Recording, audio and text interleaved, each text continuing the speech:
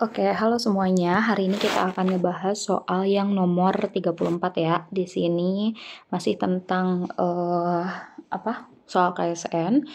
Nomor 34 itu ada sebuah partikel dilemparkan di dalam bangunan berbentuk trapesium. Ini bangunannya ya yang di bawah dengan panjang sisi masing-masing S, 2S dan 3S. Terus udah diketahui juga di sini poin pentingnya nilai S-nya adalah 1 meter.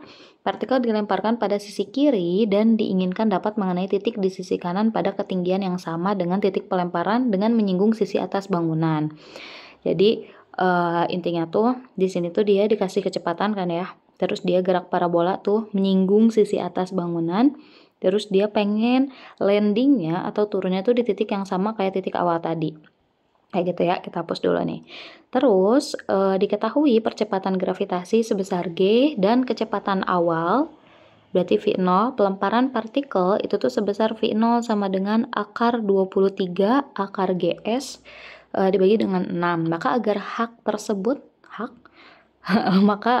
tersebut dapat terjadi, partikel harus dilempar pada jarak titik-titik M dari titik sudut kiri bawah bangunan. Yang ditanyain di sini akan kita simbolkan sebagai X. Jadi yang ditanyain itu adalah jarak dari sini ke sini nih ya, teman-teman. Jarak dari bawah titik sudut kiri bawah bangunan ya, atau dari kanan juga karena nanti kan jarak landingnya sama, itu berapa kayak gitu ya. Oke, kita akan definisikan dulu beberapa hal agar nanti pas pengerjaannya tuh bisa lebih mudah dipahami gitu. Nah, pertama di sini kan dia pengennya tuh landing di titik yang sama ya. Kita gambar dulu deh ya. Bentar. Sip. Nih, dia tuh pengen di titik yang sama. Jadi kalau kita tarik garis lurus itu kayak gitu. Terus kita tarik juga garis lurus ya. Tapi kayak kurang tengah ya.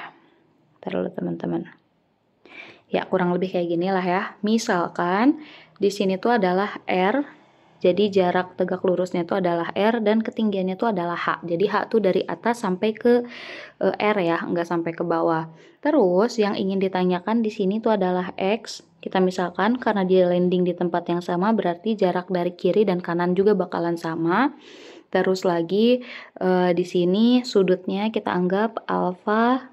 Ini juga sama alfa. Gitu ya. Oke. Terus sekarang ada beberapa hal yang akan kita lakukan. Pertama, kita harus tahu dulu sudut alfanya itu berapa. Jadi pertama kita akan cari alfanya dulu. Nah, kita akan buat segitiganya ya, teman-teman. Di sini kita akan memotong si apa ini tuh namanya trapesiumnya. Jadi kalau teman-teman bisa lihat di sini misalnya kita tarik garis lurus gitu kan. Ini tuh adalah dari atas ke bawah aja ya. Sebentar. Misalnya kita tarik garis lurus dari sini ke sini gitu ya. Itu kan bisa membentuk segitiga ya. Jadi gambarnya kayak gini nih. Oke, kita rada bawahan. Set gitu kan. Nah, yang miring itu tuh kan panjang dari sini ke sini tuh adalah 2S ya. Karena X-nya kita abaikan dulu gitu. Jadi kita ambilnya 2S dulu. Oke, kita hapus dulu ya. Jadi intinya adalah segitiga itu yang kita ambil. Bentar, teman-teman. Ini ribet banget ya kalau warna-warna. Tapi biar kelihatan gitu loh niatnya. Nah, ini kan alfa ya di sini tuh. Terus yang miring tuh adalah 2S. Nah, yang atasnya kita bisa lihat di sini. Kalau kita tarik garis putus-putus, ini juga sama putus-putus. Segini itu kan S ya. Terus dari sini ke sini tuh adalah 3S.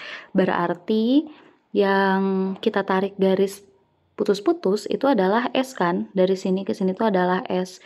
Berarti sisanya 3S dikurangi S itu adalah 2S. 2S itu buat sebelah sini dan sebelah sini.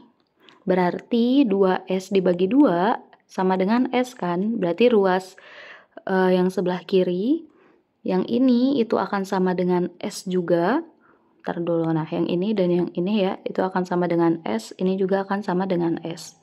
Kayak gitu kan, berarti yang atas sini juga sama, yaitu S. Gitu. Oke, sekarang kita bisa cari alfa nih. Dari mana cari alfanya? Kita pakai cos ya. Kenapa cos? Karena samping dan miring sudut yang diketahui di sini. Berarti cos alfa tuh samping dibagi miring Jadi cos alfa sama dengan samping sudutnya adalah S, miringnya itu adalah 2S.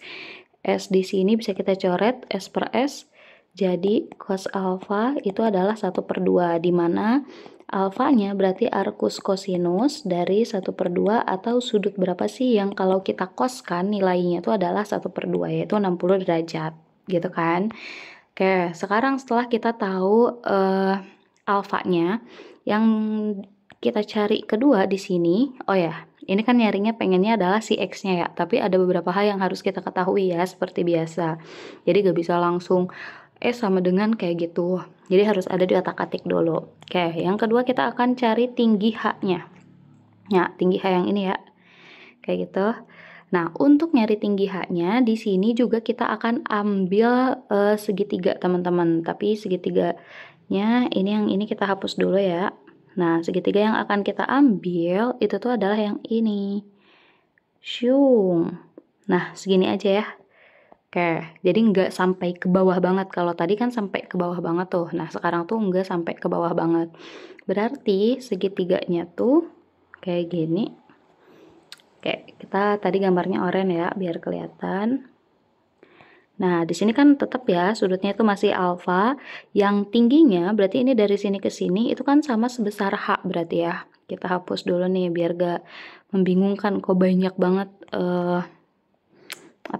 banyak nilai gitu ya. Terus, sekarang, nah, untuk sisi miringnya, itu tuh enggak sama kayak tadi. Kalau tadi kan 2S. 2S tuh dari sini ke sini kan, teman-teman. 2S tuh. Nah, kita tuh pengen segini doang. Gitu. Ini misalnya ya itu yang pengen kita ketahui ya. Nah, ini adalah X.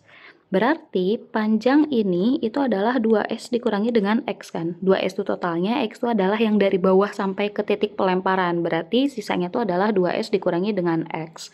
Nah, 2S kurangi X itu adalah yang ini, 2S min X. Kenapa kita ambilnya cuma segini? Ya kan tujuannya nyari H ya, nggak nyari tinggi fullnya gitu.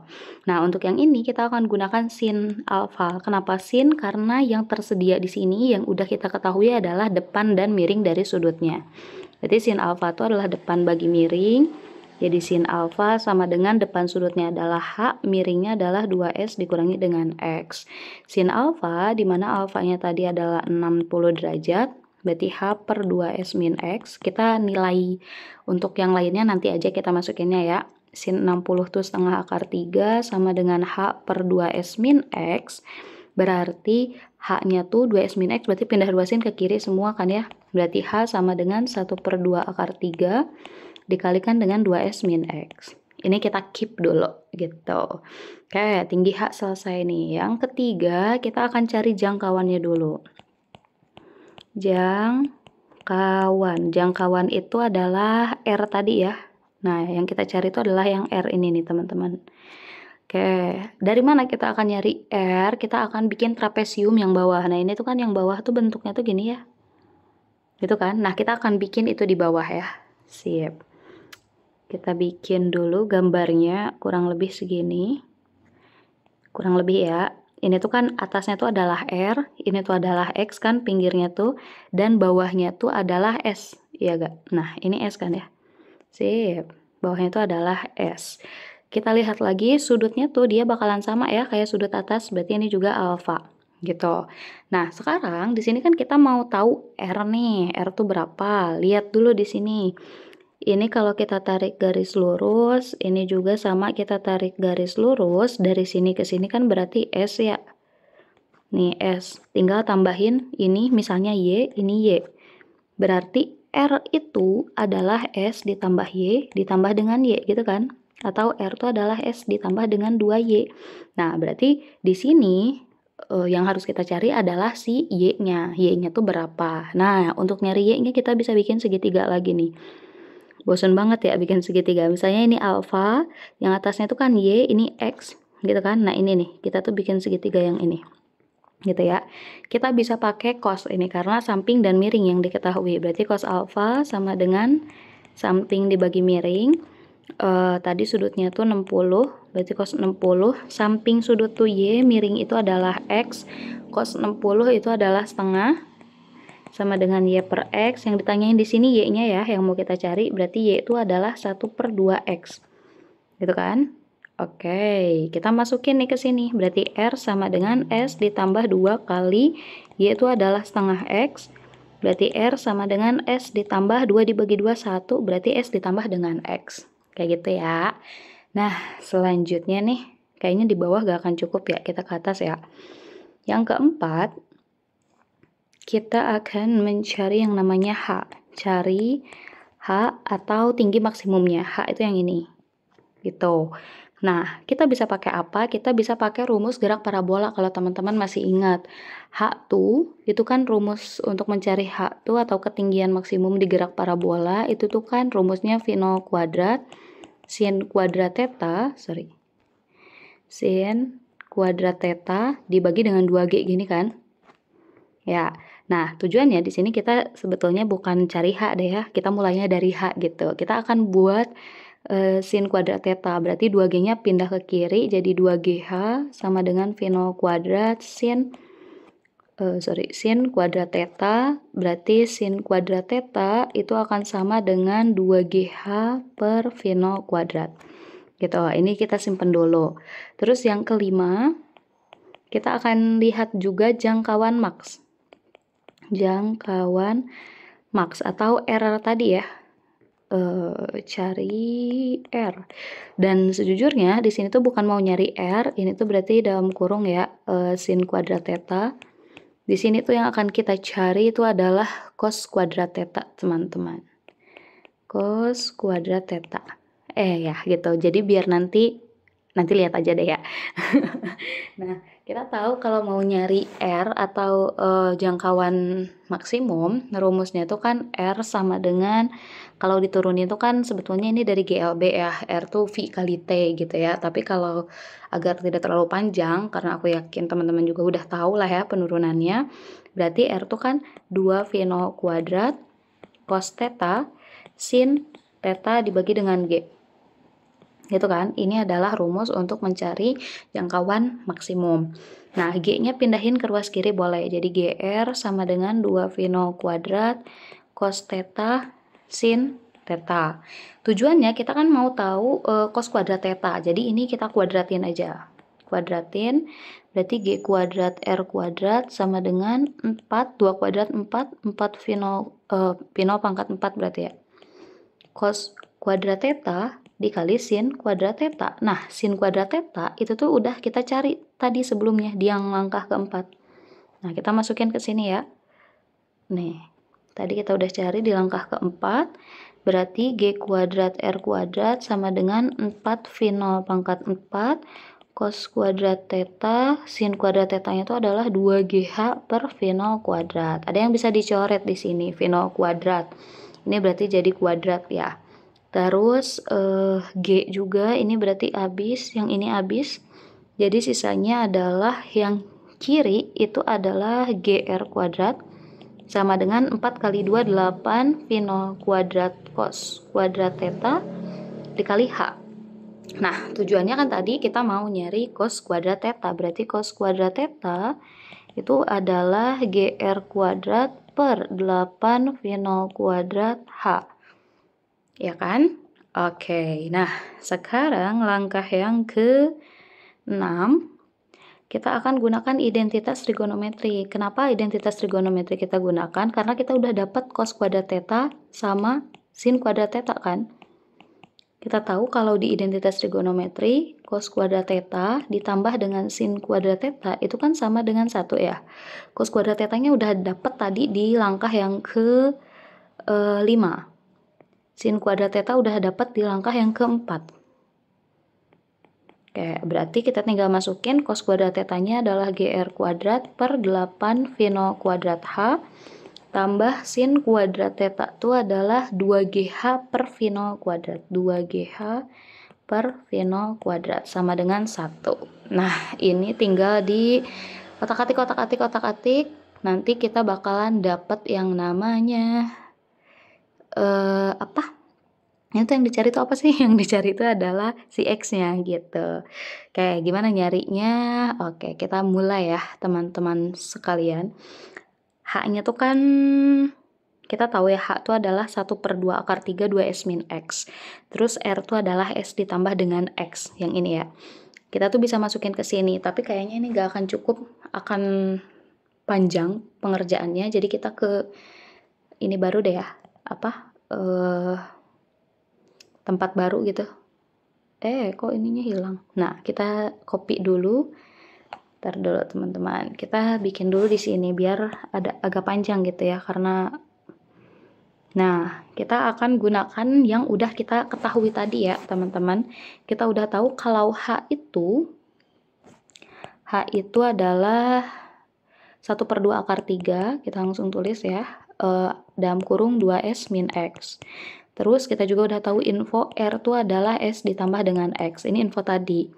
Terus V0 juga adalah akar 23 akar 3 GS dibagi dengan 6. Ini yang info dari soal. Maka V0 kuadrat itu kan berarti tinggal hilangin akar paling luar ya. Jadi 23 akar 3 GS dibagi dengan 6. Gitu. Ini sekarang kita akan masukin ke rumus identitas trigonometri. Oke, siap menghadapi ini. Oke, kita akan masukin ya. Atau kalau mau dikeluarin dulu juga boleh sih sebetulnya. Tapi langsung masukin aja biar gak bingung ya. G tuh kita akan tulis G. R kuadrat, R tuh kita juga, ini R kuadrat tuh ada ya, S tambah X. Dikuadratkan, dibagi dengan 8. V0 kuadrat. V0 kuadrat tuh adalah 23 akar 3 GS dibagi 6. H itu adalah 1/2 akar 3 dalam kurung 2S min X. Oke, ini yang sebelah kiri ya. Ditambahin 2GH, berarti 2G. H-nya itu adalah tadi 1/2 akar 3 dalam kurung 2S min X. Duh, penuh ya. Per V0 kuadrat 23 akar 3 GS dibagi dengan 6. Sama dengan 1. Oke, yang merahnya bisa kita pindahin dulu kayak biar gak terlalu panjang. Oh ya bisa ya. Biar gak terlalu pack gitu lah di sebelah. Nah, sekarang kita akan coret-coret nih teman-teman. Kita gunain pulpen yang sama deh ya. G-nya bisa dicoret kan. Ini ada G, ini ada G. Terus yang bisa dicoret lagi adalah 8 dibagi dengan 2 itu adalah 4. Terus ada lagi yang bisa dicoret di sini di ruas kiri dulu. 4 dibagi 2 2, 6 dibagi 2 3. Oke, ruas kiri udah dulu selesai dulu ya. Terus yang ruas kanan 2 ini sama 1/2. Terus akar 3 sama akar 3 juga bisa. G juga ya, bisa G sama G juga bisa. Sekarang kita rapihin dulu nih. Yang sebelah kiri berarti di atas tuh sisa S tambah X kuadrat. S tambah X kuadrat per yang bawah tuh sisa 2 kali 2 3 berarti 46.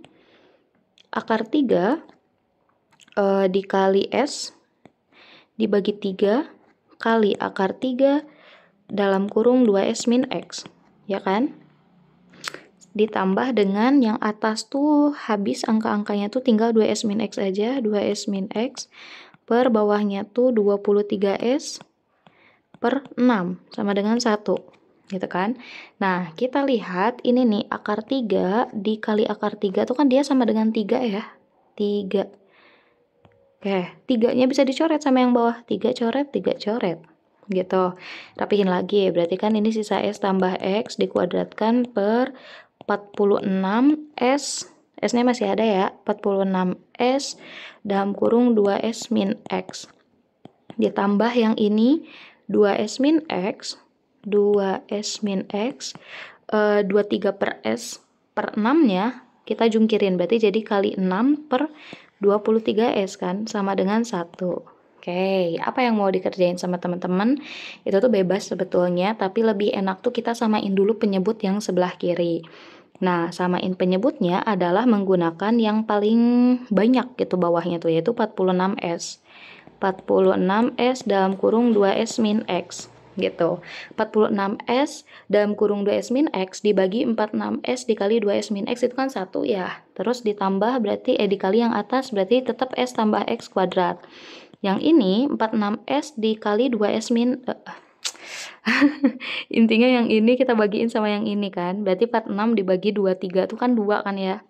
2S sama S-nya habis. Terus 2S min X, itu di atas juga ada 2S min X, berarti kaliin 2S min X kuadrat dikali 6 sama dengan 1, gitu ya. Oke, sekarang kita selesaiin. Sorry teman-teman. Berarti ini tetap S tambah X kuadrat ditambah 2 kali 6, 12 kali 2S min X kuadrat. Yang kiri kita pindah ruas ke kanan, berarti dikali 1 kan, jadi 46S dikali 2S min X. Sekarang boleh dipecah aja gitu ya, jadi S tambah X dikuadratkan, berarti kan jadi S kuadrat tambah X kuadrat ditambah 2SX tambah 12 kali 2S min X dikuadratkan, berarti 2S kuadrat itu 4S kuadrat ditambah X kuadrat dikurangi 4SX sama dengan, ini juga kaliin boleh, 46 kali 2 tuh 92 S kuadrat min 46 SX. Oke, kita rapihin dulu. Yang ini belum ada temen ya, S kuadrat tambah X kuadrat tambah 2S. Susah banget ya. 2SX ditambah 12 kali 4, 48 S kuadrat tambah 12X kuadrat min 48 SX sama dengan 92 S kuadrat min 46 SX. Rapiin dulu kiri. S kuadrat ini bisa tambahin sama S kuadrat, berarti 49 S kuadrat. X kuadrat tambahin sama X kuadrat ini, berarti plus 13 X kuadrat. 2SX dikurangi 48X SX, berarti min 46 SX sama dengan 92 S kuadrat min 46 SX. Lihat kiri ada SX, ini juga ada SX, tandanya sama berarti bisa dicoret. Berarti sisanya 49 S kuadrat tambah 13 X kuadrat sama dengan 92 S kuadrat.